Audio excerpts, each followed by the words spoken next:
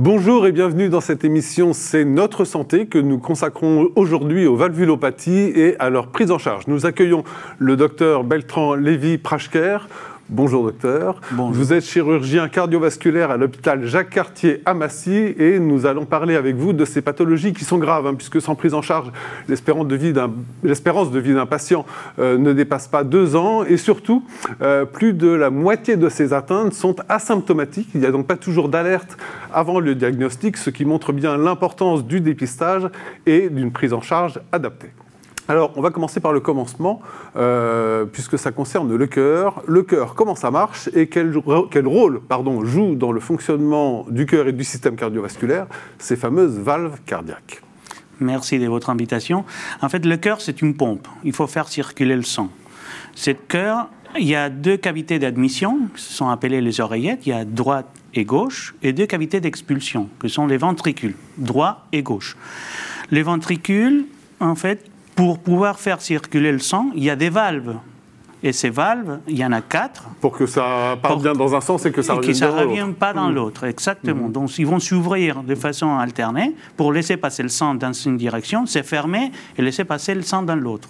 Les ventricules, chaque ventricule droit et gauche, ils ont une porte d'entrée et une porte de sortie.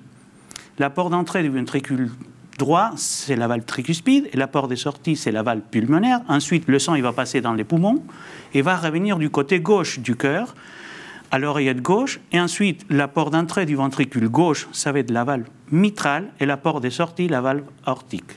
Alors, d'après les échanges que nous avons eus, c'est justement de ce côté gauche que se posent souvent les problèmes de valvulopathie. Qu'est-ce qu'il y a comme différentes sortes de valvulopathie? Exactement. Du côté gauche, les valves sont plus atteintes que du côté droit. En fait, les valves, ils peuvent dysfonctionner de façon où ils ne s'ouvrent pas bien, que ça va créer des rétrécissements, ou se ferment pas bien. Donc, le sang, il va revenir en arrière, et ça, ce sont les insuffisances. Il peut y avoir un mélange de deux. Donc, il peut être établi de façon chronique, des rétrécissements valvulaires chroniques, ou de façon aiguë, des insuffisances valvulaires aiguës. Par exemple, quand on est atteint d'une maladie infectieuse qui va infecter la valve, il va détruire la valve et il va se mettre à dysfonctionner de façon aiguë.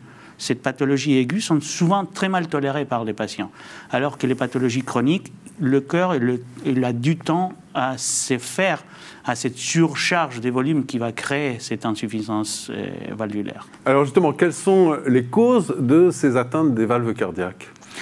Pour les valves du côté gauche, la plus souvent, ce sont des pathologies dégénératives. C'est les rétrécissements valvulaires calcifiés. Ce sont des maladies du patient, des sujets âgés. C'est ça, donc c'est dû à l'âge, en fait, au vieillissement. Aujourd'hui, c'est dû à l'âge, parce qu'on a guéri la plupart du temps le rhumatisme. Le rhumatisme valvulaire, dans les années 50-60, c'était la cause principale de ces atteintes valvulaires du côté gauche.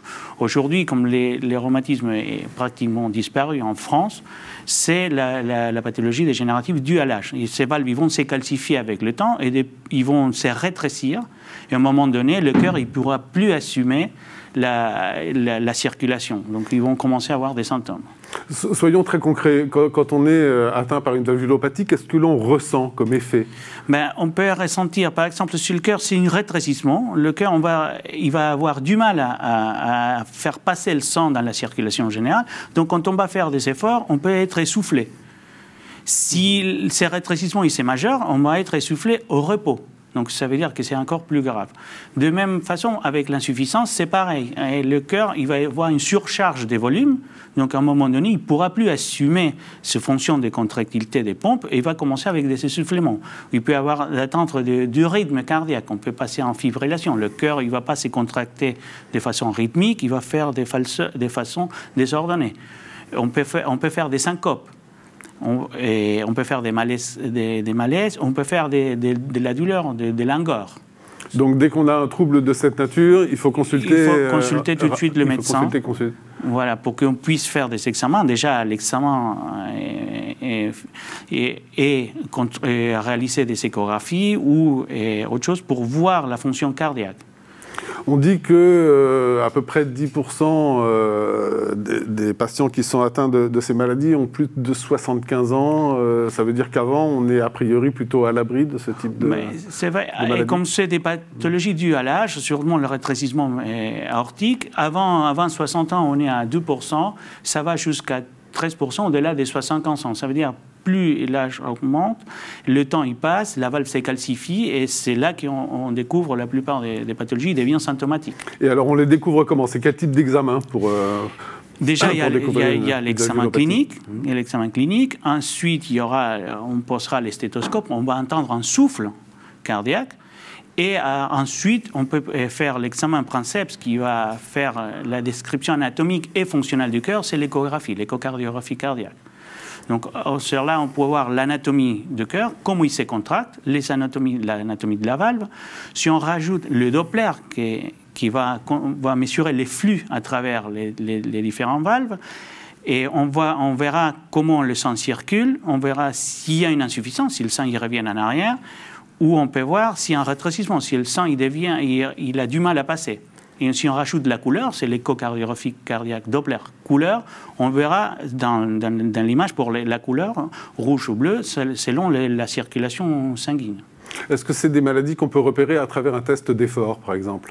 En fait, les tests d'effort, il va déceler, souvent c'est l'examen clinique et l'interrogatoire qui va amener à faire des différents examens.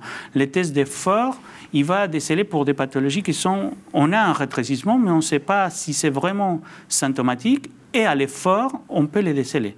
Mais ce n'est pas fondamental. D'accord, donc là on est sur la partie comment on repère, comment on diagnostique la maladie. On va en venir maintenant au traitement. Est-ce qu'il existe d'abord des médicaments pour soigner une valvulopathie? La valvulopathie ne va pas se soigner avec des médicaments.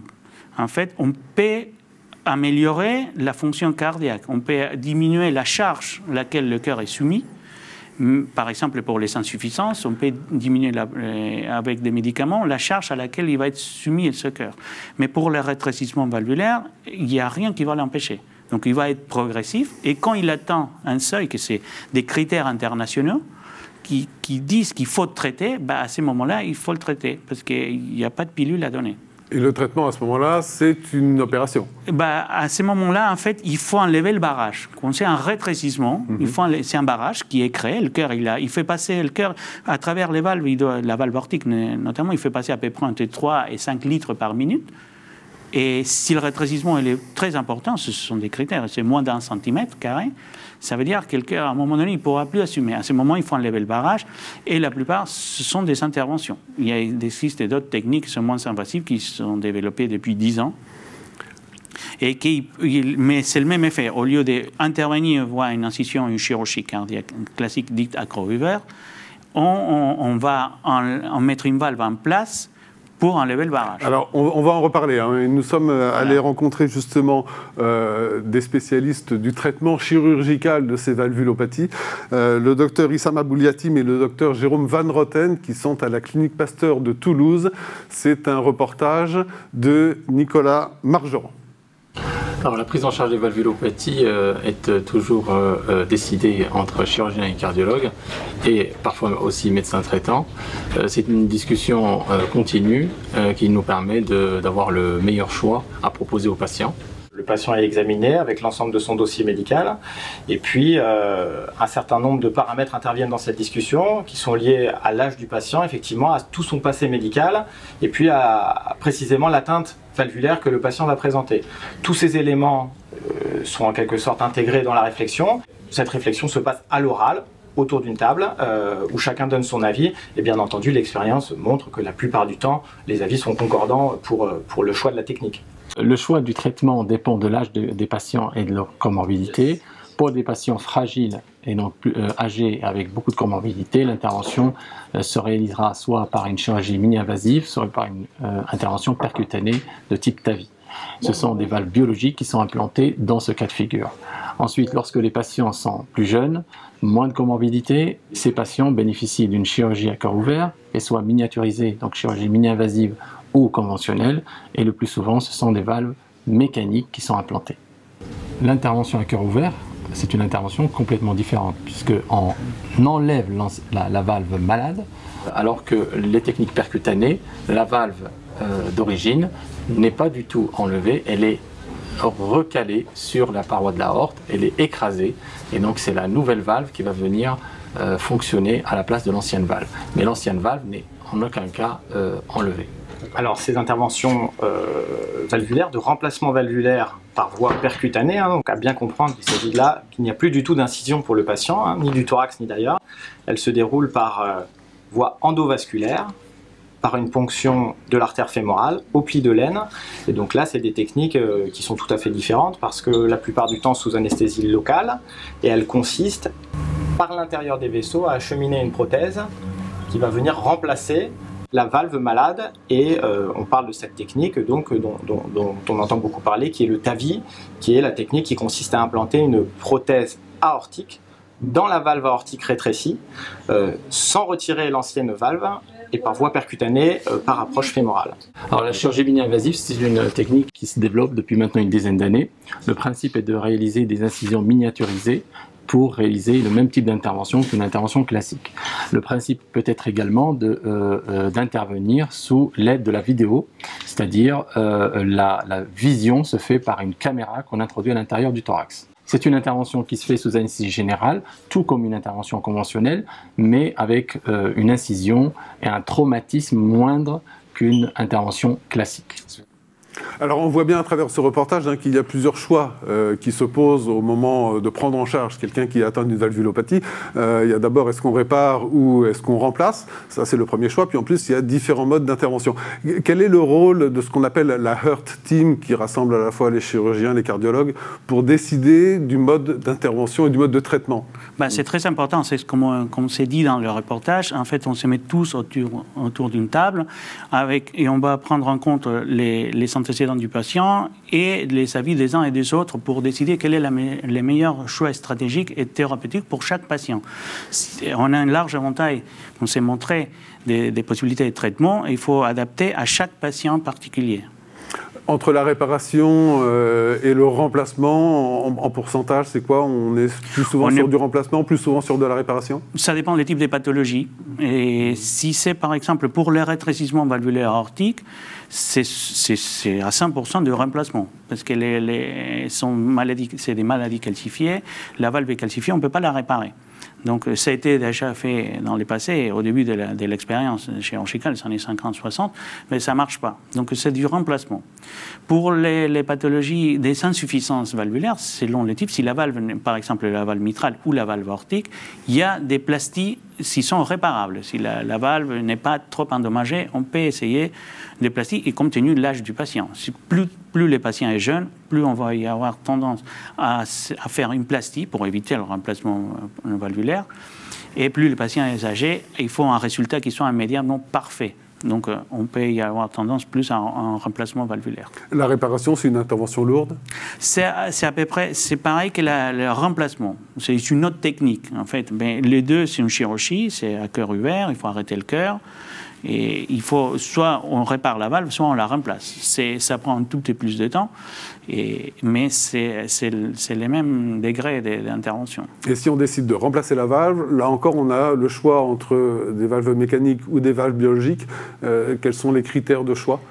Et les critères de choix, c'est par rapport à l'âge du patient. Plus le patient est jeune, et plus on aura tendance à mettre des valves mécaniques. La valve mécanique, en fait, c'est un bout de métal, c'est du carbone pyrolytique, et que la durée et l'espérance de vie de la prothèse en soi dépasse l'espérance de vie humaine.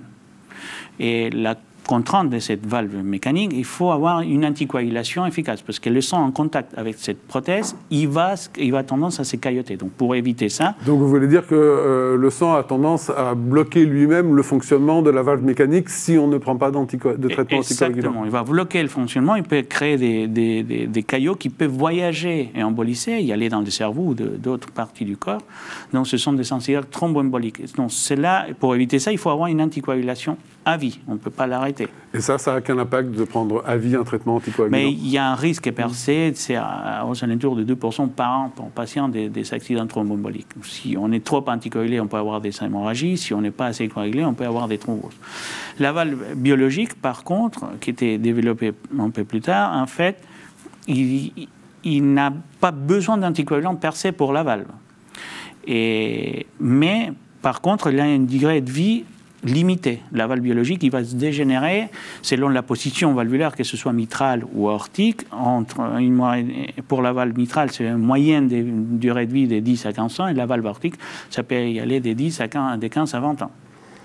La valve biologique, elle est faite à partir de quoi? La valve biologique, actuellement, il y a c'est porcine. On va réparer la valve aortique du porc et on va choisir et on va la monter sur une armature. Pareil, la valve d'origine bovine, en fait, on va prendre le péricarde, qui est l'enveloppe qui entoure le cœur de tous les mammifères, et on va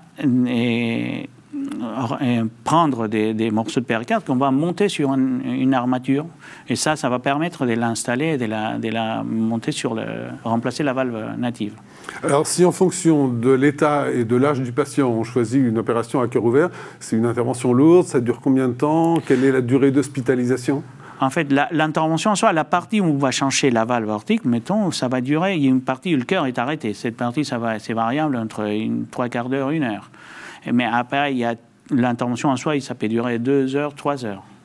Ensuite, le patient il va passer en réanimation et après, pour remonter en salle, ça va durer l'hospitalisation après l'intervention, une moyenne, si tout se passe bien, s'il n'y a pas de problème, entre 7 à 8 jours. Et quand on sort de l'hôpital après une intervention de cette nature, on peut considérer qu'on est guéri? Qu'on peut mener une vie tout à fait normale? On n'est pas guéri, il faut un suivi à long terme et par le cardiologue. Mais on peut mener une vie normale. Le but recherché, c'est de mener une vie normale. Ça dépend de la valve. Si vous avez des anticoagulants, il y a des choses que vous ne pourrez pas faire. Des sports de contact, des procédures qui peuvent mener à des accidents, on peut se couper. Ça, on ne pourrait pas le faire. Mais avec une prothèse biologique, bien sûr, on pourrait mener une vie tout à fait normale. Et après une période de convalescence et de rééducation. Alors, l'autre mode d'intervention, c'est ce qu'on appelle l'intervention mini-invasive. C'est quoi la différence avec une opération à cœur ouvert? Quand on fait la chirurgie, ce qui est montré dans le reportage, il y a la procédure des TAVI, qui est une procédure percutanée. Donc, on va aborder un vaisseau périphérique et on va remonter, on va cheminer la valve jusqu'à la prothèse jusqu'à la valve aortique. Et ça marche que ce soit avec une valve biologique ou avec une valve mécanique? Non, parce que c'est que les valves biologiques. Parce que en fait, c'est une valve qu'on va rétrécir et on va le mettre à l'intérieur d'un cathéter qui c'est plus fin. Ensuite, on va la larguer et cette valve va se déployer à l'intérieur de la valve aortique native. Donc forcément, il faut qu'elle soit biologique. La valve mécanique, non, c'est pour ça que pour les patients jeunes qui ont besoin d'une valve mécanique, c'est la chirurgie. La chirurgie, soit c'est la chirurgie traditionnelle avec une stéréotomie médiane, où il y a des abords mini-invasifs avec des incisions plus petites, ou chirurgie faite par vidéo. Donc ça, on peut remplacer la valve ou même faire des plasties valvulaires et avec des incisions plus petites. Et alors, sur une intervention dite mini-invasive, c'est pareil, c'est des interventions qui durent combien de temps d'hospitalisation? Ça dépend de l'expérience de l'équipe. Au début, il y a une courbe d'apprentissage. Donc, au début, ça va durer un tout petit peu plus longtemps, et après, une fois, ça va durer à peu près le même temps. Il est dit dans le reportage qu'il y a beaucoup d'utilisation de la vidéo sur ce mode d'intervention. Il faut bien voir, parce qu'on va aborder des petites incisions, on va mettre de la caméra et les censurons par des petites incisions. Donc, pour bien voir, c'est bien utiliser la vidéo, que ça nous permet une meilleure vue de la valve, on a un ciel ouvert. Et alors l'intervention percutanée, elle est beaucoup plus light, si on peut dire? On va dire, les traumatismes, elle est moindre, puisqu'il y a juste un petit abord pour insérer le cathéter. Et la récupération est beaucoup plus rapide. Ça se fait sous anesthésie générale ou... ça peut se faire sous anesthésie générale ou il peut se faire sous anesthésie locale. Donc, le patient est sédaté, il y a juste l'anesthésie locale où on va piquer pour qu'il y ait pas mal. Et après, tout ça, ça va être fait par rayon X, radioscopie. On va tout voir à l'intérieur avec des radioscopies, des contrastes pour bien se situer, délimiter l'anatomie de la valve aortique et pouvoir larguer et déployer la valve au bon endroit. Et donc, une fois que la valve est posée, en fait, elle vient remplacer la valve qui ne fonctionne plus. Et cette valve qui ne fonctionne plus, qu'est-ce qu'elle fait? Elle disparaît toute seule? Il ne disparaît pas. En fait, ce qui est très, très bien dit, la valve va être mise à l'intérieur de la valve native qui ne fonctionne pas. Il va se déployer, il va l'écarter vers l'extérieur. Il va la repousser. Donc, il va prendre la place, parce qu'il y a un estède métallique, qui sont un sort des ressorts, et à l'intérieur, il y a la valve, la prothétique. Et donc, il va être repoussé, il ne s'enlève pas. Il reste sur place, mais bon, sur les côtés. Et pour les valves biologiques, il n'y a pas de risque de rejet ou... Non, il n'y a jamais. Ces valves biologiques, c'est issu du tissu animal, mais il est traité. Il ne restait plus rien de l'animal. Donc, il n'y a pas de risque de rejet, quoi que ce soit. Combien de temps ça dure, une intervention comme ça, percutanée? Une percutanée, selon l'expérience de l'équipe, ça peut durer une quarantaine de minutes. Et là encore, la durée d'hospitalisation? La durée d'hospitalisation, ça va de 5 jours à 7 jours. Il faut être sûr qu'il n'y a pas de problème de trouble du rythme, que le patient reprend bien. Donc ça, il faut surveillance entre 5 et 7 jours. Donc en fait, quel que soit le mode d'intervention, on a de toute façon une durée d'hospitalisation qui est à peu près comparable? Oui, mais c'est dans le meilleur cas. La chirurgie, il peut durer un peu plus de 8 à 10 jours, et les valves intavie peut durer au moins 5-7 jours. Voilà. Il faut une surveillance minimale pour qu'on puisse être sûr que le patient va rentrer à la maison, qu'il n'y ait pas de problème. Qu'est-ce qu'il est nécessaire de mettre en place comme surveillance après ce type d'intervention? Dans l'immédiat, les patients ils vont être un contrôle du rythme et la tension artérielle. Il faut une structure adaptée, soit que ce soit une unité de soins continus ou une unité de soins continus cardiologiques. Et après, il peut passer à la salle et une fois que la période et les premiers 3 jours sont passés, après il peut passer tranquillement à la salle et pour reprendre la marche, la déambulation, et après rentrer tranquillement à la maison. Est-ce qu'il faut adapter un petit peu son mode de vie après ce type d'intervention, ou bien est-ce qu'on peut vivre sans précaution particulière? Non, il faut faire attention, et pour quel soit le type d'intervention, il faudrait faire toujours attention aux infections. Parce que la valve prothétique, c'est une prothèse qui ne se défend pas du tout des infections. Donc, si jamais on a de la fièvre, il faut y aller consulter tout de suite un médecin pour qu'il puisse savoir s'il faut ou pas mettre des antibiotiques. Si cette fièvre, ça correspond à un virus, non, mais si c'est une infection bactérienne, si le germe il voyage dans le sang, il peut se greffer dans la valve et l'infecter, parce qu'il ne va pas se défendre. Et une des sources les plus courantes des infections, ce sont les dents. Donc, il faut une surveillance par un dentiste tous les 6 mois à vie. Donc prudence avec l'ensemble des possibilités d'infection, prudence particulière pour tout ce qui concerne les dents qui peuvent entraîner tout ça. C'est des sources qu'en plus on ne peut pas le savoir, parce qu'on peut avoir une infection autour de la dent, que ça, le foyer n'est pas douloureux, mais pendant 4-5 jours. Donc, et ça, une fois qu'on a mal, c'est peut-être qu'il attend la racine, mais avant, il y avait un passage. Donc c'est important. Et après, il y a tous les médicaments qu'on aura pour dire la pathologie, donc il faut le prendre. Donc il faut un suivi régulier par son cardiologue. Voilà, ce suivi régulier, il se fait chez son cardiologue. Il n'est pas nécessaire de revenir consulter l'ensemble de ceux qui sont intervenus pour le choix de l'intervention. C'est le cardiologue référent qui va suivre le patient. Et après, il va établir avec lui, selon la pathologie, selon les comorbidités du patient, le délai des consultations. Écoutez, on a évoqué déjà beaucoup de choses concernant ces valvulopathies. Pour conclure, qu'est-ce que vous pourriez donner comme conseil à l'ensemble de ceux qui nous regardent pour un bon dépistage de ces pathologies et comment ensuite faire en sorte que la prise en charge soit la plus efficace et la plus adaptée? En fait, ces pathologies, ils se manifestent souvent par un essoufflement et une fatigue. Souvent, le patient, il diminue son activité et donc il dit qu'il n'est plus essoufflé. Donc, au moindre symptôme, signe d'essoufflement, que ce n'est pas normal, qu'on ne le voit pas normal, il faudrait y aller consulter son médecin, déjà le médecin traitant, pour qu'on puisse commencer les explorations. Mais c'est ça, le médecin traitant peut dans un premier temps, détecter une anomalie qui justifie après des bien sûr, dans un premier temps, il va détecter par exemple un souffle qui n'existait pas avant, ou un souffle qui s'était majoré. Parce que les patients, il y a des patients qui connaissent, qui savent, oui, j'ai une pathologie valvulaire, je l'avais depuis l'enfance, ils m'ont dit qu'un jour je me ferai opérer, et donc il ne faut pas négliger le suivi, il ne faut pas être perdu de vue. Comme ça, on va les traiter le plus tôt possible. D'accord. Et donc après, une fois que le médecin généraliste a détecté qu'il y avait un problème, on a affaire à des équipes de spécialistes. Voilà. Donc il va rentrer, il va dériver, le voir sur le cardiologue il va faire les examens nécessaires et si besoin, il va l'adresser à Heart Team qui en prendra les bonnes décisions. Merci docteur Beltran-Lévy-Prasker, merci pour toutes ces réponses qui ont apporté autant d'informations à nos internautes sur ce sujet de la prise en charge des valvulopathies et surtout peut-être de la manière dont il faut absolument les détecter avant qu'il soit trop tard. Cette émission est maintenant terminée, je vous dis à bientôt pour un nouveau C'est notre santé sur nos sites Fréquence Médicale et Pourquoi Docteur et notre chaîne YouTube. Au revoir.